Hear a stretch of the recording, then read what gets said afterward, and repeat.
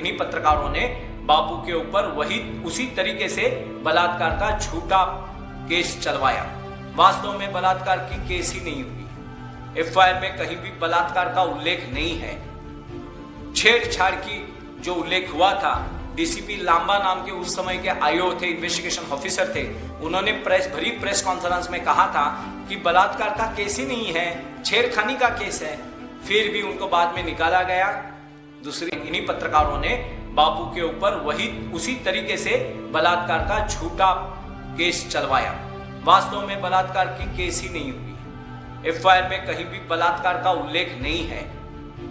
छेड़छाड़ की जो उल्लेख हुआ था, डीसीपी लांबा नाम के उस समय के आईओ थे, इन्वेस्टिगेशन ऑफिसर थे, उन्होंने प्रेस कॉन्फ्रेंस में कहा था कि बलात्कार का केस ही नहीं है, छेड़खानी का केस है। फिर भी उनको बाद में निकाला गया, दूसरी आईओ को लाया गया और बापूजी के ऊपर झूठा बलात्कार का ऊपर केस चलवाया गया, जो ना एफआईआर में है, ना घटना घटी है, ना तो छेड़खानी हुई है। केवल बहलाकर फुसलाकर ऐसी किसी व्यक्ति को खड़ा किया जाता है जो बिक जाता है, जो अपने कुल से गद्दारी कर जाता है। वो अपने क्षणिक सुखों के लिए अपने अनंत आध्यात्मिक साधनाओं को नष्ट कर देता है। ऐसे लोग लांछन लगाते हैं अपने गुरु के ऊपर भी। और मैं अपने साधना के बल पे कहता हूँ, सारे साधकों से कहता हूँ, सारे भारतीयों से कहता हूँ, आप सावधान हो जाइए। अब हमें धर्म का युद्ध करना है अधर्मियों के विरोध में, जिन्होंने विजय यादव की झूठी न्यूज़ फैलाई थी। विजय यादव ने आकर पुलिस स्टेशन में अपनी बयान दर्ज करवाया है और उसने कहा कि मैं साधना में था, मैं मरा ही नहीं हूँ, और फिर भी किसी ने क्षमा नहीं मांगी। इसका अर्थ यह है कि सुपारी लेकर, जैसे किसी की हत्या की सुपारी ली जाती है, वैसे बापूजी के माध्यम से भारत की हत्या की इन विदेशी मीडिया के चापलूसों ने सुपारी ली है और इस सुपारी को हमें बजने नहीं देना है। ये सुपारी उनके गले में डालकर इस विदेशी पत्रकारिता को, इस भारत विरोधी, साधु विरोधी, साधना विरोधी, भारत की परंपरा और संस्कृति और सभ्यता, भारत की दिव्य दैवी धरोहर के विरोधी पत्रकारिता को हमें नष्ट करना है। हमें भारत की चरणों की पूजा करने वाली पत्रकारिता चाहिए।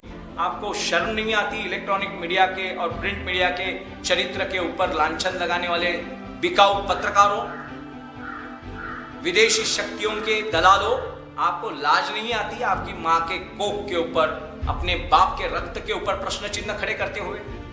अरे बापू हो या कोई भी साधक हो, संत कोई भी हो, आश्रम कौन सा भी हो, हिंदुओं की कोई भी संस्था हो, वो भारत की नींव है, भारत की गरिमा और अस्मिता है।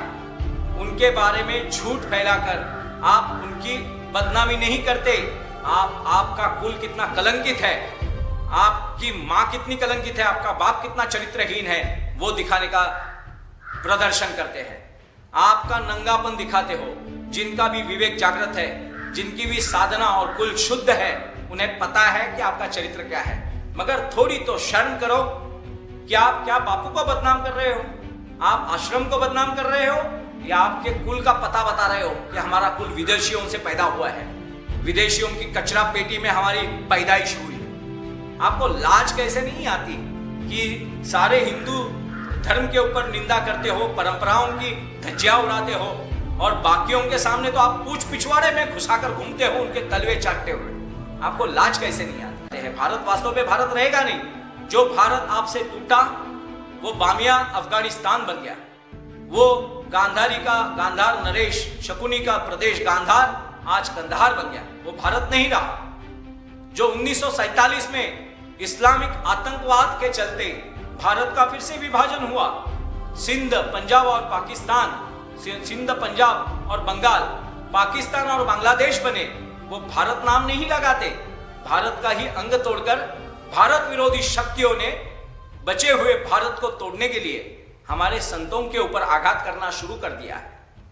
आप समझिए, आप गहराई में उतरिए, किसी बिकाऊ न्यूज चैनल के ऊपर मत जाइए। ये न्यूज चैनल वाले कल तो अपने माँ बाप के ऊपर प्रश्न चिन्ह खड़े कर देंगे, तो क्या आप अपने माँ का गला घोटोगे? आपके बाप का गला काटोगे? इनकी न्यूज के चलते आप क्या आपके कुल को नष्ट करोगे?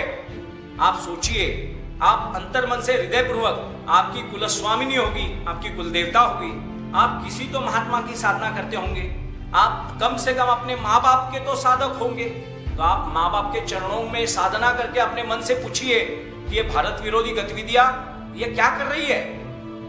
आपके कुल की बदनामी आपके सामने कर रही है। अगर कल कोई उठकर अपनी माँ के ऊपर गाली दे तो हम उसका गला दबा देंगे, हम उसको अपने प्राण न्यौछावर करेंगे, मगर माँ के चरित्र के ऊपर लांछन नहीं लगने देंगे। अपनी पिता के पावित्र्य के ऊपर प्रश्न चिन्ह किसी दुष्ट को उपस्थित नहीं करने देंगे।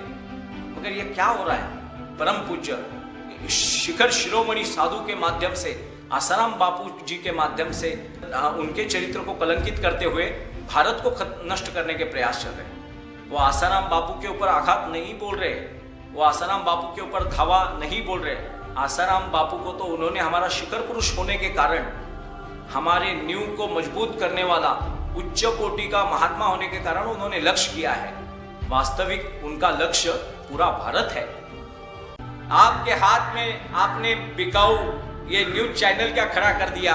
आपने तोड़ पानी करने के लिए, लोगों से हफ्ते वसूल करने के लिए, लोगों से पैकेट लेने के लिए, लोगों से हफ्ता वसूली करने के लिए आपने न्यूज चैनल क्या निकाल दिया? आपने छोटा मोटा आंडू पांडू पेपर क्या निकलवा दिया, न्यूज़पेपर। आप अपने आप को बड़े शातिर पत्रकार समझने लगे। अरे पत्रकार तो वो होता है जो सत्य की खोज लेता है, सत्य के प्रकाश को लोगों तक पहुंचाता है, वो पत्रकार होता है। कोई चापलूस दूसरों के तलवे चाटकर अपने मां को कलंकित करने वाले दुष्ट को पत्रकार नहीं कहते। वो तो देश विरोधी गतिविधियां करने वाले आतंकवादियों से ज्यादा भयंकर और भीषण है। अजमल कसाब और अफजल गुरु हमारे सामने वाले शत्रु हैं, मगर ये पत्रकार हमारे घरभेदी है। और इन दुष्ट पत्रकार जो भी हमारे संत परंपरा, हमारे साधु परंपरा, हमारे सनातन वैदिक हिंदू धर्म को बदनाम करने में लगे होते हैं, उन पत्रकारों के लिए भारतीयों जागृत हो जाओ। आसाराम बापू तो निमित्त है।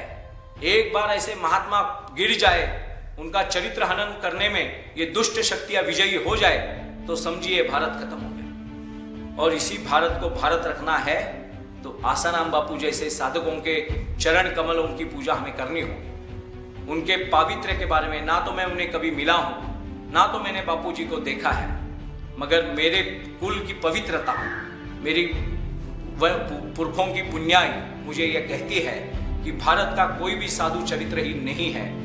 भारत में आए बिकाऊ पत्रकार जो विदेशी शक्तियों के एजेंट बनकर फिर रहे हैं, इनके मुखौटे, उनके पहराव भारतीय है, मगर इनकी अंतरात्मा बिकी हुई है, इनका चरित्र बिका हुआ है। अपनी विलासिता के कारण, अपने भोगवाद के कारण, अपनी अय्याशियों को संभालने वाले विदेशी आकाओं के ये दलाल भारत को सुरुंग लगाने में लगे हुए हैं। भारत की साधना के ऊपर एक बार कलंक लग जाए, भारत के अध्यात्म एक बार कलंकित हो जाए तो सारे भारत को खत्म करना सरलता पूर्वक सिद्ध हो जाएगा।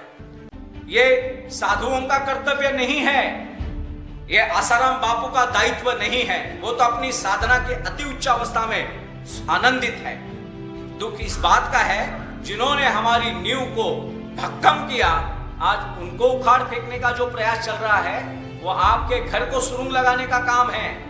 इस भारत की नींव को, पवित्रता की नींव को सुरुंग लगा रहे हैं और इन सुरुंग लगाने वाले पत्रकारों को आप क्षमा कर देंगे? मेरा आपसे अनुरोध है, मेरी आपसे प्रार्थना है, आज से ऐसे न्यूज़पेपर, ऐसे बिकाऊ न्यूज चैनल देखना बंद करें